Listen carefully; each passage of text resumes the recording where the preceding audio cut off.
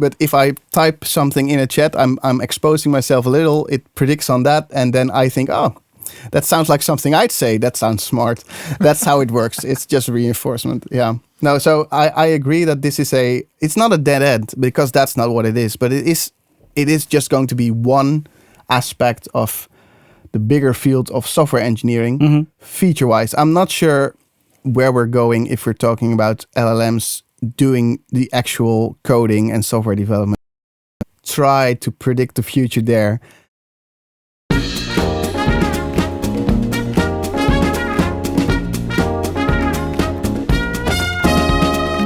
Hey there, welcome to Betatalks, the podcast. I am Rick. And I am Oscar, and today we are joined by Jelle Fremery. Jelle transitioned from a background in psychology and behavioral science to software development, where he has spent the past decade working as a consultant in diverse roles. His broad experience fuels his passion for cloud, quality, AI, and DevOps Agile. Welcome, Jelle. Welcome. Thank you so much, guys. It's so great to have you on the show. So, for those of you listening who might not know, Jelle is a former colleague of ours. You still work at Betabit. You are now a principal cloud architect, right? Well, technically, I'm a principal cloud and AI architect, but yes. Slap the sticker on it. Yeah. No, it's the role that you guys pioneered, and I took up the mantle, and I thought, well, let's add some AI to the mix, and I was just ahead of the curve, so great timing there. Yeah, that is great timing. So what does it mean to fulfill your role? What is it that you do on a day-to-day basis? That changes every day, which I think is part of the fun. So, the role principal and architect, those are titles that you can slap onto anyone. And in every company, it means something different. But for me, it means that I try to be a spokesperson for the tech and for the people at my company and for the broader community. And I do a lot of shorter assignments. I try to help customers quickly and make sure that they're on the right path, like on a general broad vibe. And if I get very lucky, I can do a deep dive at a customer and get my hands dirty. But unfortunately, that's not always the case anymore. Yeah, most of the time that's not the role of the principal anymore, right? I am very lucky that usually as a principal I manage to smuggle in some of my colleagues, and then I can do some reviews and get my hands like transferentially dirty. I see that you did some beautiful stuff there. Would have been great to do so. Yes, but now you did. Kudos. Yeah. Good for you. I'm so happy. No, it's really fun to see a lot of different stuff, different tech, different ideas quickly in succession, and have the ability to see code from all kinds of different perspectives, all kinds of different customers, and try to learn something along the way each time, because there's no two places where the code is exactly the same, or even where the challenges are the same. And I love that. Previously, as a consultant, I was working at a customer for like sometimes 2-3 years, and the first year is exciting, and the second year you're really, you get a big ego and you're like, yeah, I'm really rocking this. And by the third year, you're like, I don't think I've learned anything in the past year. What am I doing? Going into a loop. Yeah. And I this role, it's impossible to have that feeling. I learn something new every day, which is really cool. Yeah, I can imagine. So, like Oscar said, you slapped that AI sticker on the roll, right? But you also said that you were a little bit ahead of the curve. Well, yes. If you take the general, ChatGPT based AI hype, I was ahead of that curve, and that was mostly Oscar. You mentioned my psychology background. Statistics is something that's really big in psychology, especially in psychological research, where I was based before, taking up the dream job, and the statistics is what AI was at the moment that I stepped into it. So I had no real prior knowledge on AI, except that I really knew that playing chess is something with AI, I guess.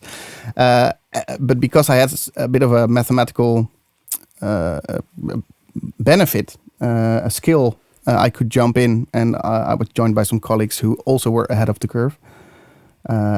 And then the big AI boom happened, and we started slapping that AI sticker on everything. And I quickly managed to say, "Oh, I know a bit." But I think what AI was back then and what AI is right now, Gen AI is just one portion of AI, and it's still really broad. So don't tell my customers, but slapping an AI sticker on anything, it's just hype based. There's no one is an AI expert. But That's throughout impossible. the past, 60, 70 years or something, AI was always used as a cover before we knew what it was, or before it actually took shape, like expert systems, things like that. It was always AI at some point. Umbrella term, right? Until it gets a real term. And I'm actually surprised that now the AI term actually sticks so long, and it's like fully synonymous with Gen AI.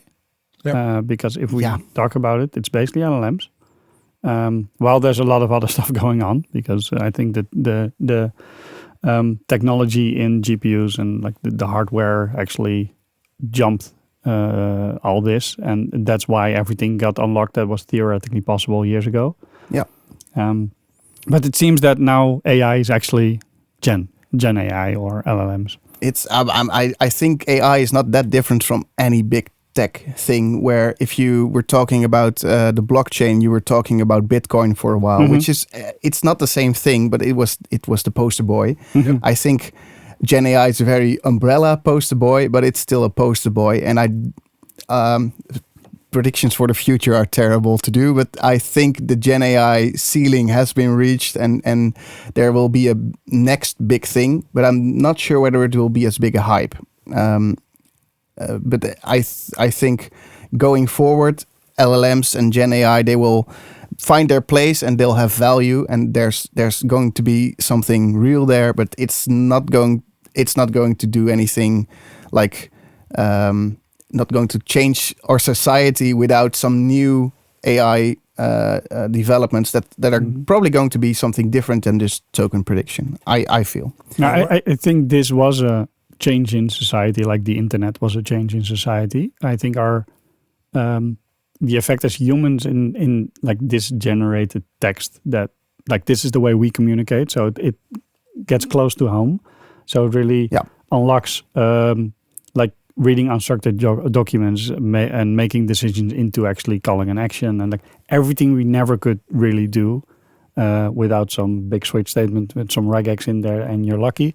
But like it unlocked a lot, but also I have the same feeling, like this is it for this. And any other thing that will be marked as, I don't know, sentient or whatever, will not be an evolution of this. No, this is a great technology. It has really earned its place. It's been a bit overhyped, but on the other side, it is a real big thing.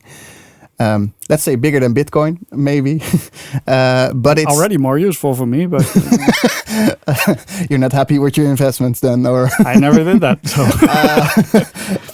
but I feel like AI. If we manage to ever, split AI again in multiple facets. Yeah, I agree. Gen AI is not going to be the next big step, because its only way forward is evolving, getting slightly better, and it does involve people having to take into account, chance-based processing, which is.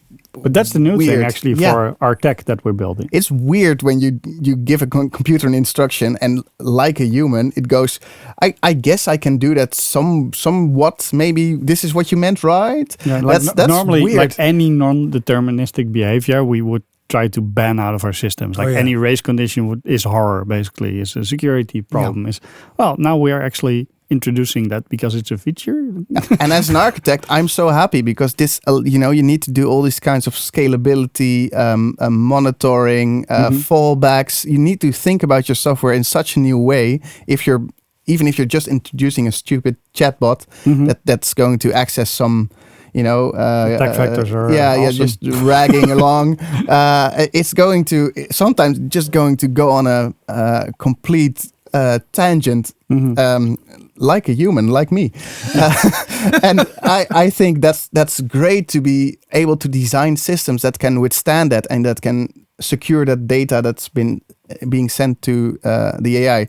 And I love it because we're terrible at that currently. We're not doing that very well. There's all kinds of stories of stuff being, let's say, hacked or misused, or in a way where if we were using deterministic programming, we'd be like, why would you ever? And from a software development perspective, that's really cool. That like if you perform an attack now, you can social engineer the system. Like that's new. I mean, and the easiest answer or the easiest example, of course, is where you ask for, I think it was ChatGPT, to tell you how to build a bomb. It would say, "No, I can't share that information with you." Or how you could. I think the best example I saw was, how can you heist a bank? Yeah. And then they asked, in a pure Hollywood fashion.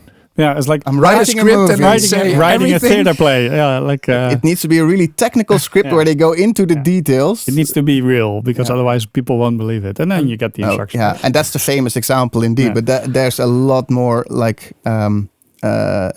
examples where even if you do the basic safeguards, there's still a lot of unforeseen problems, which is, I think, part of the design. There's going in a deterministic system, you have what we call unforeseeable problems, which it's deterministic. So is it really unforeseeable? Well, to me as a human, yes. Now it's a LLM. It's unforeseeable by design. That's really cool stuff. How do you test against that? How do you guard that? So instead of just saying it works, you can just say, you can only ever get as far as I think it works the most of the time, and I need to monitor this to see where that's actually where you see the crossover, because I think now all the LLM and like it's becoming a developer tool in the end. You don't need to be a data scientist to use these tools. I don't think creating prompts all day is a full-time job. Like tweaking them, like it's still data science, but it basically goes almost towards a sort test mentality where you rate the current behavior. Yep. Like it's a percentage. It's you're creating a test set, you're creating a control set, and you're not really training the model most of the time. Sometimes you do. But it's that, and it's a percentage, and maybe you get a new model and you need to do the whole thing all over again. So it's also a bit out of your hands. While we used to deploy something, and if it worked, why would it start behaving differently later on? Like there's so many variables. I think it's cool, but I'm hoping we reach that point that everyone's seeing that this is the tool, this is the scope, this is what we can expect, this is what we can't expect, and put it on a toolbox and now start writing cool applications again. Because I think the last 2 years was a bit of a distraction because we didn't know what it was. We've wasted our time. No, I can see where you're coming from. So there's the semantic kernel SDK. I believe that's been mentioned on the podcast before. Yeah. But that's where you introduce deterministic stuff, so you can keep the chaos at the boundary, let's say, and it's very easy for developers. You do not have to be a data scientist. You don't even really have to understand Gen AI to start just adding LLMs. At least to get somewhere, you don't need to. Like I mean, enterprise-wise, I advise you to understand Gen AI, especially in my role. But I think you can just get it working, even if you have no idea what an LLM does, even if you don't understand it. It's not intelligent in any way. But it's really good at predicting. If you don't understand it, you can get it to work. And having that deterministic element allows developers to say, okay, if the chaos, the magic happens, and it learns that it needs to do something, well, that's something I want to say that it goes like this, and you write it out as code, and you're happy. I think that integration, that hybrid approach, that's the way forward for this technology, I feel. Mm-hmm. I think that's also where we've spent a lot of time and effort over the last at least year or maybe couple of years, where we add all those tools around the LLM that actually make it valuable when you implement it within your own system, right? We, just like you said, things like semantic kernel, but also all of the design patterns that we have where the one LLM checks the work that the other one has done, Yes. all that kind of stuff. I think that's what adds the most value. Because in a sense, it's like you have a group of people that make decisions. That's the analogy for your application. And you've introduced a really know-it-all 4-year-old into the mix. And then you have to add like a teacher and maybe a coach and maybe someone that can punish the kid if it goes too far. And you introduce all these other people that will listen to you because the 4-year-old is not going to listen. I think that's a really fun way for us as a software developer. I think it requires us, for my role as a principal, I need to inform a business, an enterprise, a customer that they understand what they're doing. Unleashing. I think this is something different. You're not just getting some software that acts like a chatbot. You're introducing chaos, and it still can have value. But they're going to have to be able to handle it as well. Yeah, but for your role, right? You're an architect. You have a lot of IT background. Yeah. But your origin was psychology. And Correct. if you look at any, like somehow in a later age, I got interested in that. So also reading some books sometimes. If thinking about all the research that got into how do humans react and the thinking fast and slow thing. And like all the... Kahneman, you mean? Yeah, now we have some technology that kind of acts like that. We need to recreate those kinds of systems with creative mode, like the heads down, heads up mode in coding, right? You need a peer review because someone is checking your details and the other one is creating, and you will miss a lot of details. Yeah. Like all those like responsibilities, you now need to, like, I don't know if it's agents or whatever, but we're recreating that is already in ourselves always to get the system behaving like we want to. So yeah, we have so this developer thing where you're like, my code's not listening to me, and after a while you're like, no, I was doing something wrong. I wasn't telling it. But now with LLMs, you have that actual, like, I'm telling it not to post it out in JSON, but just use XML or something, and it just goes ahead and does JSON anyway, and you're like, it's not listening to me. Terrible design. I need an example, but it is you need to write this prompt, and it may not listen to your prompt, or you may prompt incorrectly. It's suddenly psychology, but with something that's not a human, but something that just predicts language. Yeah, I think it's really interesting and weird, and I'll never grab my hand around it because even I still fall to that. If I chat with an AI, I'm like, this guy gets me. And that's, he doesn't. He really doesn't. No. Or she, yeah. No, so doesn't know the second word yet. I get me, and even that's not true. But I wanted to ask, you do? Because, I mean, that's already... No, I don't get me, but if I type something in a chat, I'm exposing myself a little, it predicts on that, and then I think, that sounds like something I'd say. That sounds smart. That's how it works. It's just reinforcement. Yeah. No, so I agree that this is it's not a dead end, because that's not what it is, but it is just going to be one aspect of the bigger field of software engineering, feature-wise. I'm not sure where we're going if we're talking about LLMs doing the actual coding and software development. I have tried to predict the future there. Because the experience of people is so different, right? Yeah, it's one day it's better than you expect. It's like, wow. And the other day it's like, okay, maybe you should shut up for the rest of the day. Get in the corner. The funny thing is, I saw a post, and I saw that come by multiple times, where it said, if you're still coding by hand a year from now, you're a dinosaur. Yeah. I don't think that's true yet. Currently, I think the role of developers will change dramatically, but it will not go away. There will still need to be developers looking at code, maybe integrating parts of code that have been generated, or keeping the overall overview of what's happening. But I don't really believe yet that a year from now we will not be coding by hand anymore. I think that word "yet," that's the one that's interesting, because we've just said the LLM technology, the Gen AI technology, it's peaked, right? It's now in its midlife crisis.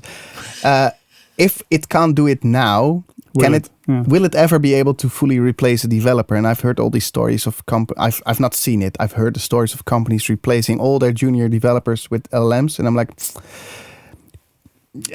if you're gonna replace anyone, start there. But I'm not sure whether that's smart. Teach those young developers to work with the LLM, with the technology, and you'll have much more than just the automation, which is weird. Automation is our business, right? But it's a wider tool. Like you see, of course, there are the whole vibe coded things, and like I'm amazed what comes out of a simple prompt, how much code can written, and that is actually kind of the 80% idea that you had, but you will never get it to 100. That's what I've seen up till now. Yeah, no. But the tool is on one hand, it's your autocomplete on steroids. It replaces Google, and a lot of times it will help you structure the things you take the longest time over, is writing that freaking markdown for the API you just created. Yeah, and it's good.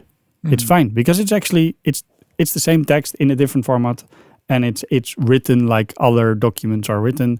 That's actually, I always struggle with that. It's like, okay, this is going to take me a whole afternoon, and I was like, I just need to proofread it because it's 80% there. Yeah, for those things it's perfect, but and naming discussions. It's like, okay, let's generate 10 different names for this thing in this domain because we already have a 4 different user models here. Like, I need something, and I get like 10 actions. I shortlisted it, and then I consult a colleague instead of pulling this from his work. Yeah, it's like, can you whiteboard naming with me for an hour? Like, it's helping us accelerate on a lot of different levels. And I think getting where you want to use it when, I think then you're effective. I think that's the big one where you're. I mean, we all know the flow, right? If you're into the zone, you're into the zone. But I need a rubber ducky sometimes. Mm-hmm. So I sometimes have to get someone out of the zone. Especially me. I'm a collaborative guy. I need to bounce my ideas off someone.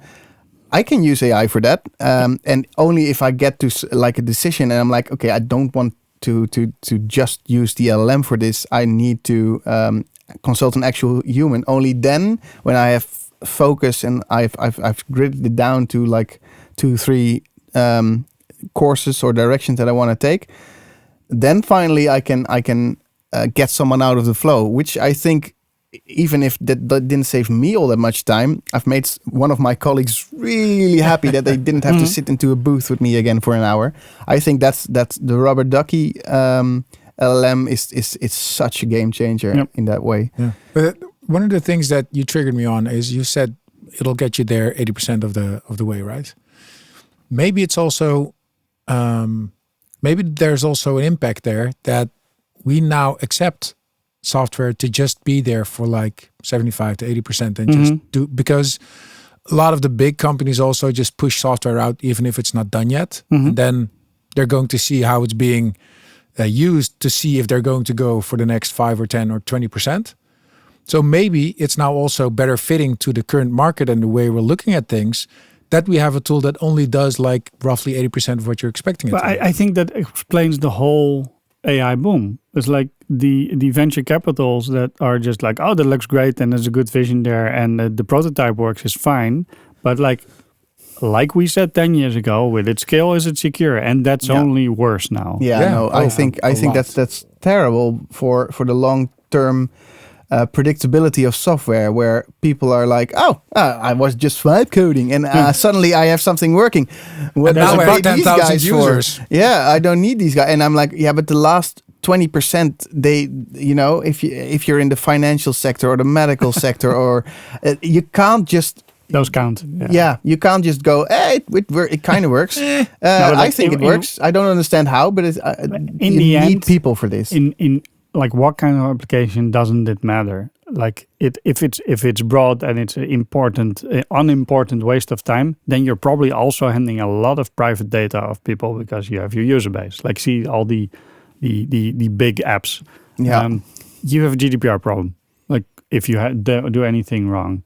And to be fair, I think most human developers also fail at this. That's it. And I'm not too sad for anyone that really doesn't take this that serious or doesn't concern himself with security or scaling privacy, or whatever. It's like, then it's not important. It's fine. And for this also, if it's not important, it's fine.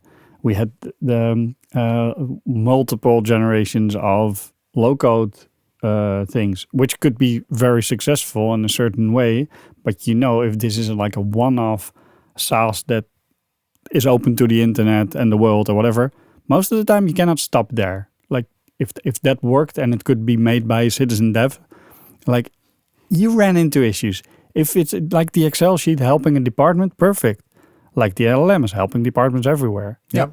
The only question then is like, well, does your compliance department know you're throwing all the data in it? But that's that's a different discussion. But like Usually they know, but they pretend not to know, right? yeah, it is super valuable. But let's not ignore it or like be a Luddite about that. But it's not going to change everything. Like we're suddenly realizing like we still have jobs. Even worse, if you're in security, I think you have jobs for years for now. And that's because I'm a generalist. I love doing security and privacy and governance and actual coding and testing. I love being able to do a bit of everything. So I always love when a colleague knows more and is specialized, because I can go like, oh, I can learn something from you. Yeah. But I think that approach. As well as specialization, both have value, because the broader understanding of how software works and how its life cycle is, that's becoming more important.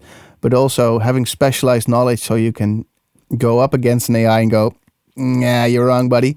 That's also becoming more important. So I think while everything is going to change, it's also going to any type of software engineer is going to have a potentially have a kind of job. It just depends on your context situation. It might not be the same as it was, but that was never true in our business, right?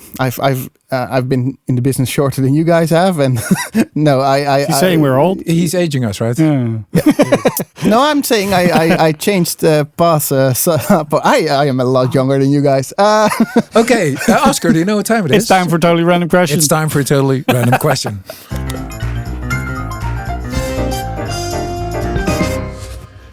Somehow this one doesn't feel as random as they do sometimes.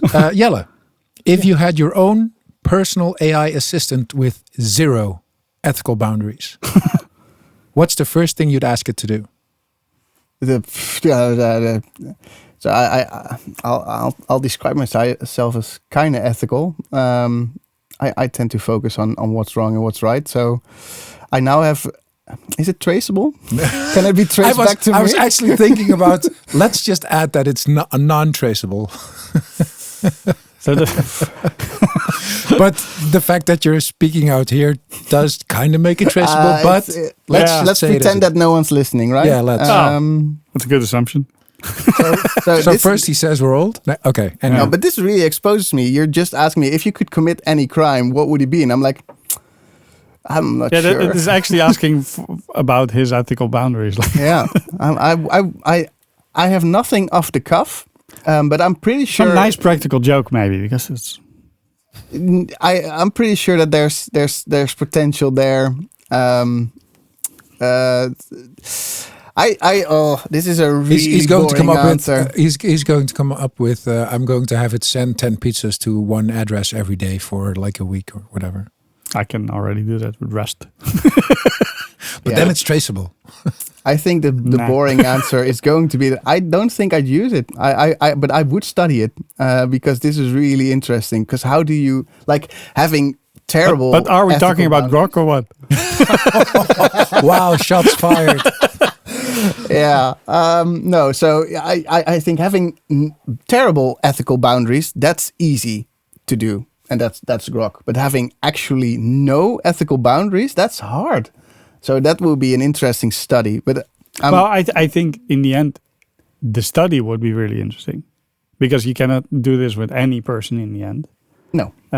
But it's trained on what we say to each other as humans. That's the thing, right? On the other hand... It's basically what's the worst that could happen. That experiment you could do. But we've seen that with Twitter bots or AIs that were released and that were becoming Nazis within a week, right? Yeah. Yeah, we had the... Which is, I mean, if that isn't proof that it's somehow mimicking human intelligence, that's what the internet does, right? So yeah, it's just different ethics. But that's what I actually meant to say. That you said it's based on what we... Yeah. But that's also part of humanity. Yeah, I don't think humans are really cool. Not all of them are particularly, no. No. I think almost every person is really cool, but humans as a group suck. Yeah. So Wow. we are 3 guys in the studio right now. That's like the upper limit. If we get more, then we start being bad people. Yeah, and I even don't think that's true. No, I can do that alone.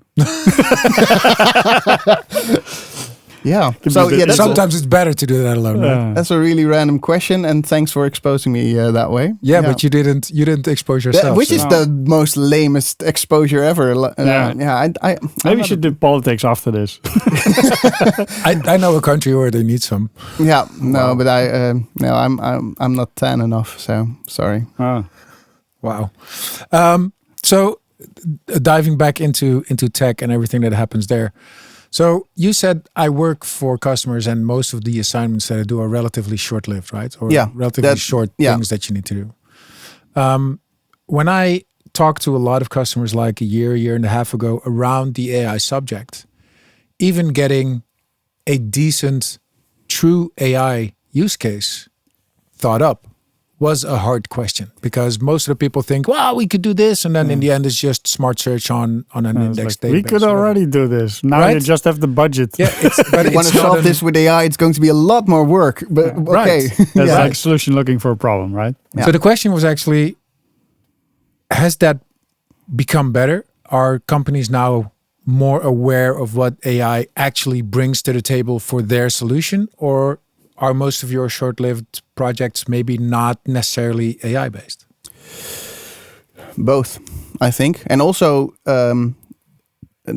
I have a skewed vision because I get asked for, when a customer asks for something, we want to do something with AI, then we call me. And so I see a lot of those customers. I think if you're still not really sure what AI can do for you, and you're not able to find a use case in a 30-minute talk with me, then there's no use case. That's fine. Or you're completely missing the boat, and you just don't have the tech experience to set this up for yourself.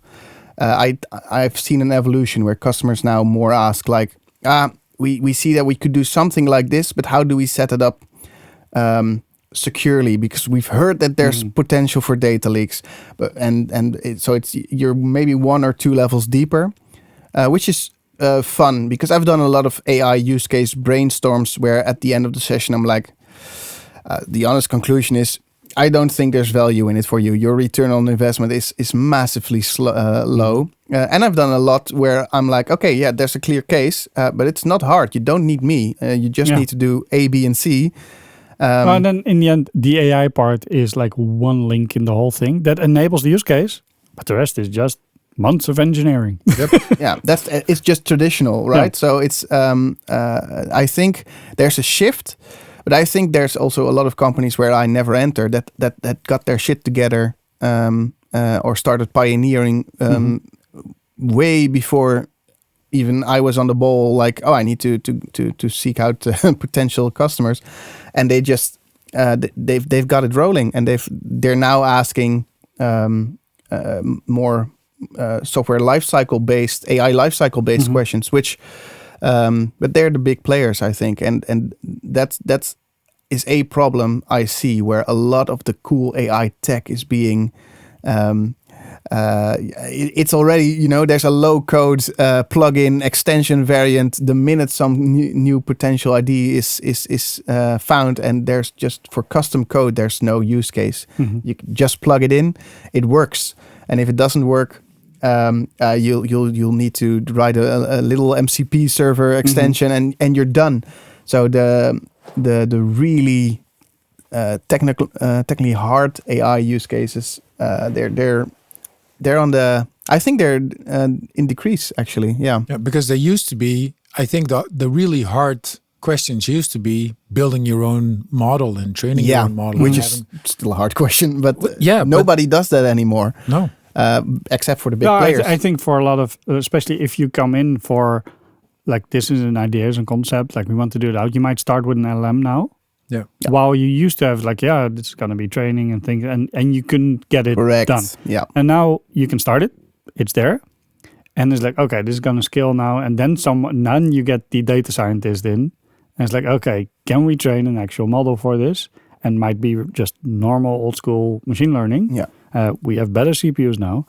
Or GPUs. And do you know what my job then usually evolves into? Oh, your data is a mess. Yeah. Okay. And then I start being a data engineer, and I love the concept of data. I love data migrations. I'm not a data engineer, so cleaning. Yeah.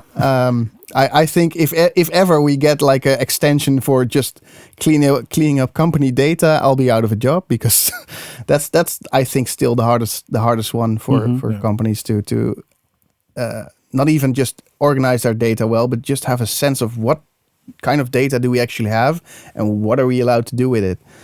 Especially the last question, right? What are we allowed to do with it? But also, who is allowed access where and how? But I must say, like, if you see especially the bigger ones, that's just changing the rules, because they push out a new policy and they can do everything with your data. Yeah. Like there's, like you saw the WeTransfer coming by, and like but like that's the easiest solution in the end. Like there's no privacy anymore. Like unfortunately, that's unlocking a lot of cases, and it's so normalized that no one is even questioning it anymore somehow.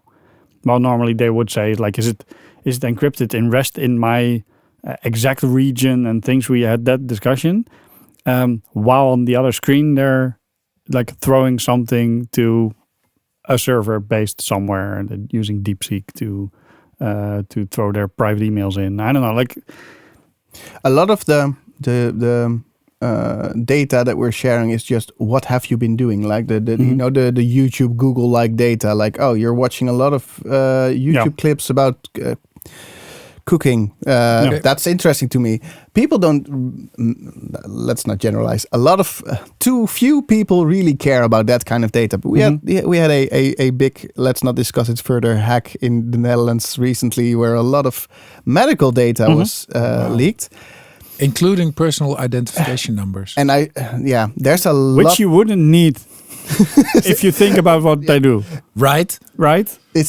I'm really hoping for a post-mortem on this hack, because I've not seen it yet, and I think it's going to be absolutely devastating to us as people, but really good for the security mindset of a lot of companies. But medical data, that triggered people. A lot of people. I saw a lot more outcries where, hey, this is my private data. I don't want people to have access to this.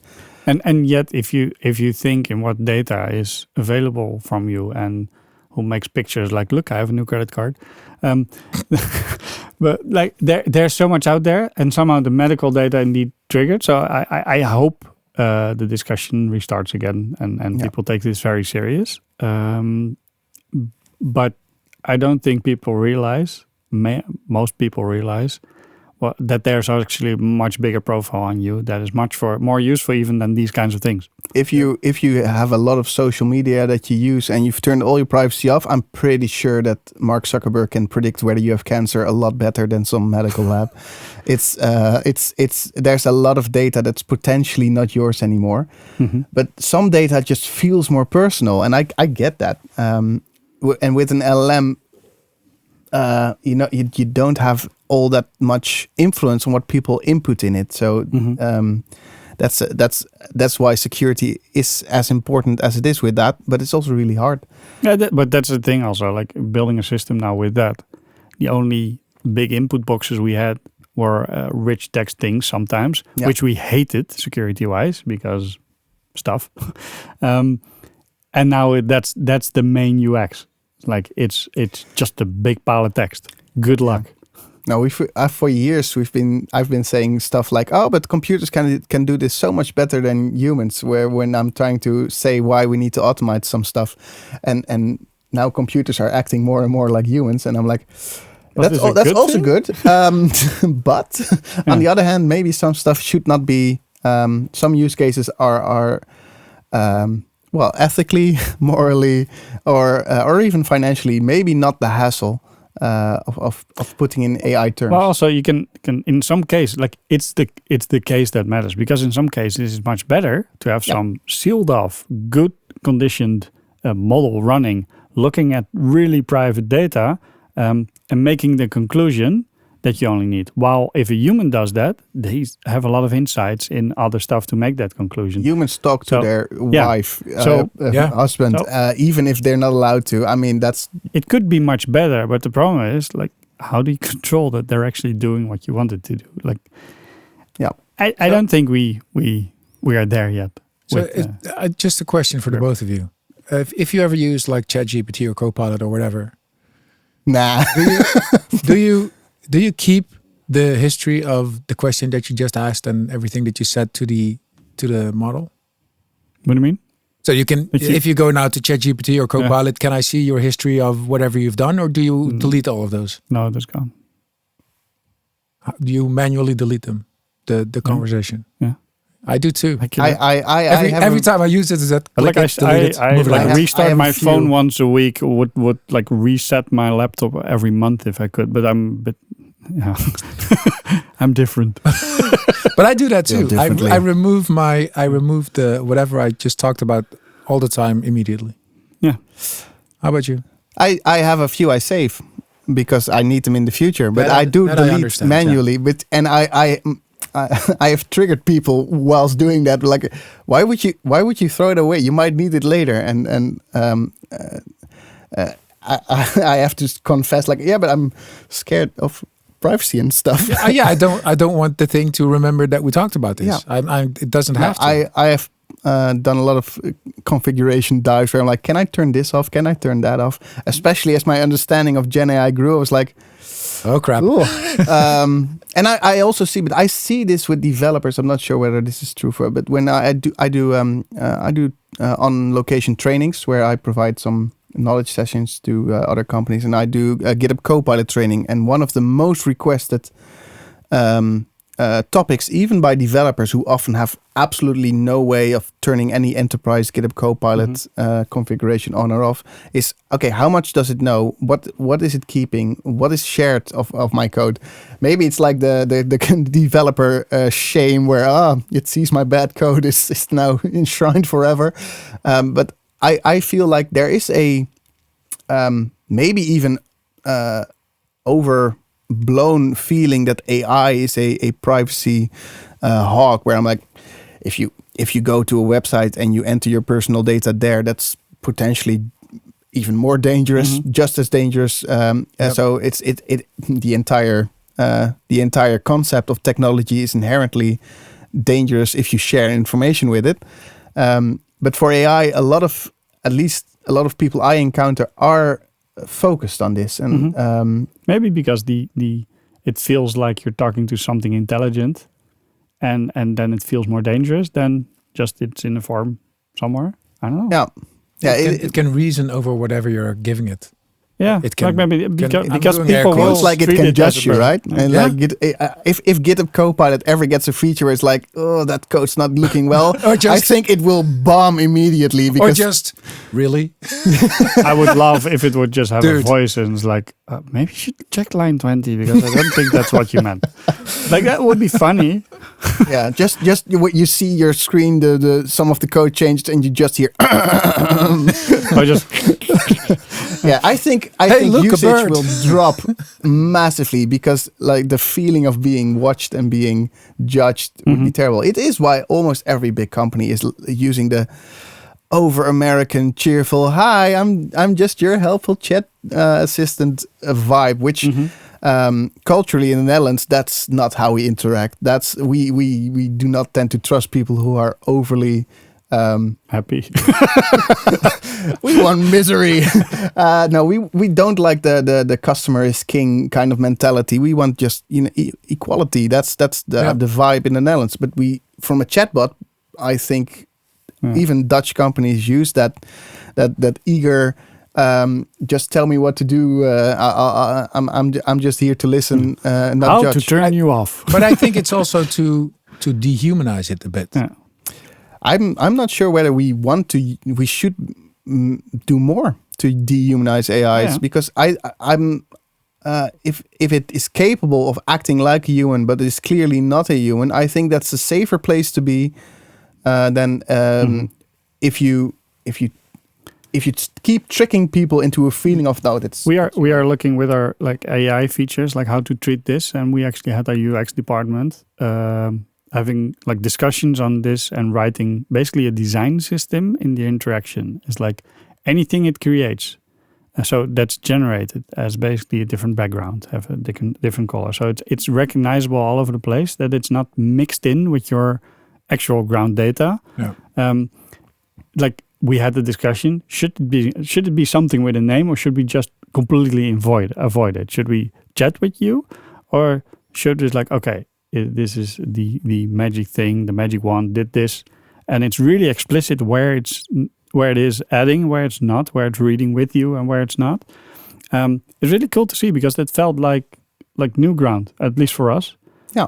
Because this is a UX concept, which is new. They didn't learn this in school. Yeah, and it's not just a visual UX. It's not a visual experience. It's a psychological experience. It's an interaction. It's a social experience. Social. Yeah. And it's weird that we. Well, it's weird. It's great that that UX is now also having to make decisions about that kind of stuff, because it means that tech is becoming more and more accessible, which is, I think, a good thing. But I do see where, like, maybe just have a different color, and let's not name it Pamela, because that will just confuse us into thinking Pamela is and it could be that the choice of, okay, this is going to be an identity I'm talking to, so they're also never confused, like, is this the actual support client or is this the bot? To make that distinction, in some cases it might be really good decision. But in some cases, like, okay, now I have this freaking Clippy looking at what I'm doing. Like, he's still haunting us. but I mean, how many times have you, if you see that it's a chatbot, how many times have you just said, I want to speak to a person, I want to speak to a person, just until it forwards you to a person? But so that's also... Yeah, you know what I had once, right? It was a chatbot, and I asked a really specific question to support, and it generated an answer. It was awesome. It's like, can you do this? Can you hook this up to Azure Storage? Blah, blah. And it wrote all kinds of things. And then there was one abbreviation in there. It's like, we don't call it like that in Azure. And looked in the actual documents. I couldn't find the same thing.